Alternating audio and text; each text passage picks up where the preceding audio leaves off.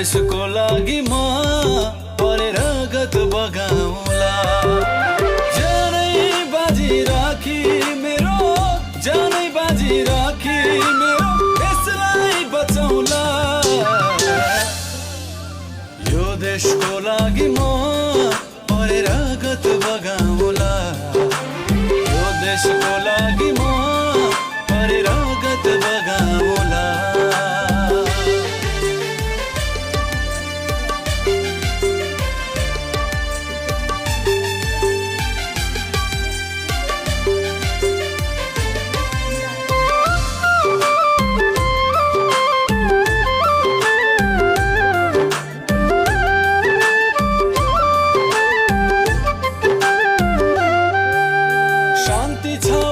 समृद्ध होस् मेरो गाउँ मेरो शहर। विशेष कार्यक्रममा उपस्थित हुनुभएका आदरणीय तेजगङ्गा बहुमुखी क्याम्पसका प्रमुखज्यू, नवोदय स्कुलका संस्थापकज्यू, ज्येष्ठ नागरिक आमा बुबाहरू र शिक्षक शिक्षिकाहरू सबैमा न्यानो अभिवादन छ। आजकै दिन चाहिँ संजोग मात्र पर्न गयो, संजोग एकदम मिठो संजोग पर्न गयो। मेरो प्लानिङमा पनि आज 2 गते चाहिँ ज्येष्ठ नागरिक मिलन केन्द्रमा चाहिँ शिविर गरौँ भन्ने थियो, तर मलाई दुर्भाग्य एउटा झुटो पार्नु परेपछि नभएको हो। मेरो चाहिँ अब सामान्य घरमा 2 जना डाक्टरहरू हुनुहुन्छ अनि सिट मेमोरियलमै काम गर्नुहुन्छ अनि एकजना मेथिनको डाक्टर साहबले चाहिँ गरौँ भनेर प्रस्ताव भइसकेको थियो तर गर्न सकेन। आज उहाँहरूबाट गरिदिनु भयो, त्यसलाई धेरै धेरै धन्यवाद छ। र नवबुद्ध माध्यमिक विद्यालयमा आएर तेजगङ्गा बहुमुखी क्याम्पसले वास्तवमा तेजगङ्गा बहुमुखी क्याम्पसको प्रेरणादायी भूमिकाले नै नवबुद्धले आजसम्मको स्थायित्व गरेको छ। नवबुद्धको चौतर्फी विकासमा, चौतर्फी सहयोगमा तेजगङ्गा बहुमुखी क्याम्पस र अझ भने भवानीजीको नामको धेरै शुभकामनाहरू छ। त्यसको लागि उहाँलाई धेरै धेरै धन्यवाद दिन चाहन्छु। अहिले हामीले गरेको ज्येष्ठ नागरिकको सामान्य चेकअप हो, त्यसले ठुलो कुरा नलिनु होला। औषधि उपचार दिनको लागि पनि गरिएको होइन, त्यसकारणले सामान्य रोग मेरो प्रेसर मात्र बढेको छ भन्ने थाहा हुँदा पनि धेरै रोगबाट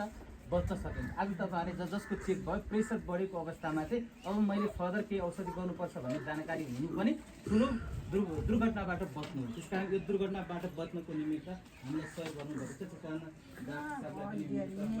संस्थाको तर्फबाट धेरै धेरै धन्यवाद। म्याम हुन्छ डाक्टर म्यामलाई पनि धेरै धेरै धन्यवाद दिँदै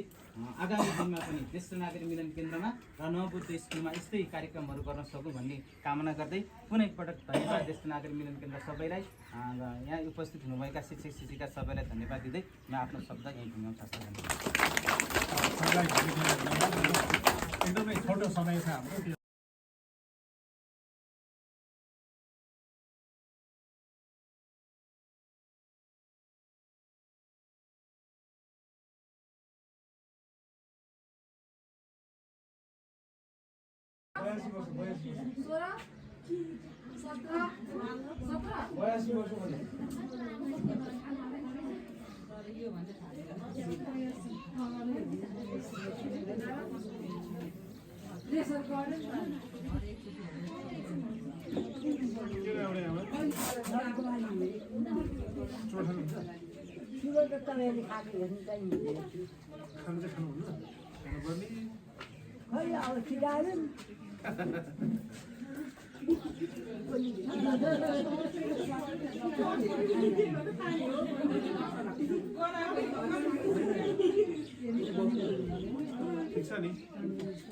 अब हेरे पनि पो थाहा जाने ठिक थाहा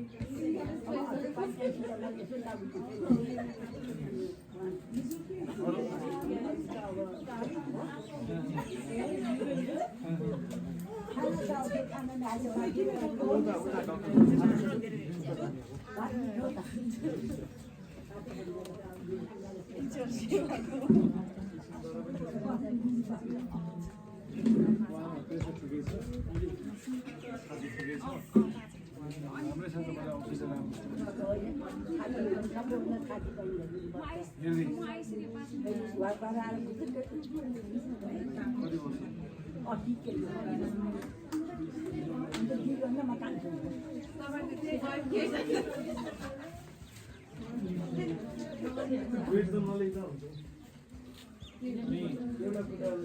सुनिहाल हुन्छ कब्जा बिहानै कब्जा खाँदा हो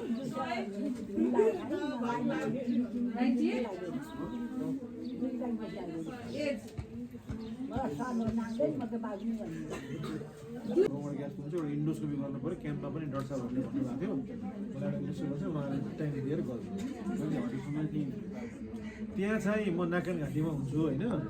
आएर भेट्नुभयो भने त त्यहाँ पनि भेट्नु मिल्यो हामीले म होइन दुनियाँमा हाम्रो बिमा छ बिमा छ बिमारी कभर है त्यही गर्नु हजुर अरू केही केही प्रब्लम छैन त्यही एउटा ग्यास्ट्रिकको दबाई खाने र एउटा पऱ्यो भने ग्यास्ट्रिकको लागि चाहिँ ग्यास्ट्रिकको भनेको 40 भन्ने एउटा फोर्टी भन्दा यसो गर्नु न अहिले के खाइरहेको छ त्यही एउटा फोर्टी तपाईँमा यो कुनै कडा पनि होइन सिम्पल खालको धेरै कडा पनि होइन यो चाहिँ दैनिक 10 दिन खाएर यसको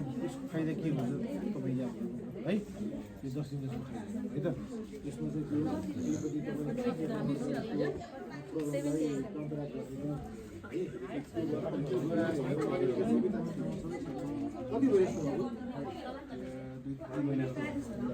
के नगर्नु 10 दिन तुरुन्त यो खाएर के कस्तो हुन्छ फलो गर्नु दुईवटा छ बेलुका खाने एउटा होइन यसले तपाईँको त्यो रक्त सञ्चालनलाई पनि फाइदा गराएर एलर्जीको तत्त्वलाई हटाएर अनि ग्यास्ट्रिकको उसलाई सप्रेस हुन्छ यसले मलाई राम्रो भएको हो भन्ने खालको त्यही अनुसार गराउँदा हुँदै छैन भन्ने भयो भने इन्डोस्कोपी गर्ने कि नगर्ने कि सल्लाह गर्नु त्यो खेलमा नाकान घाँटीमा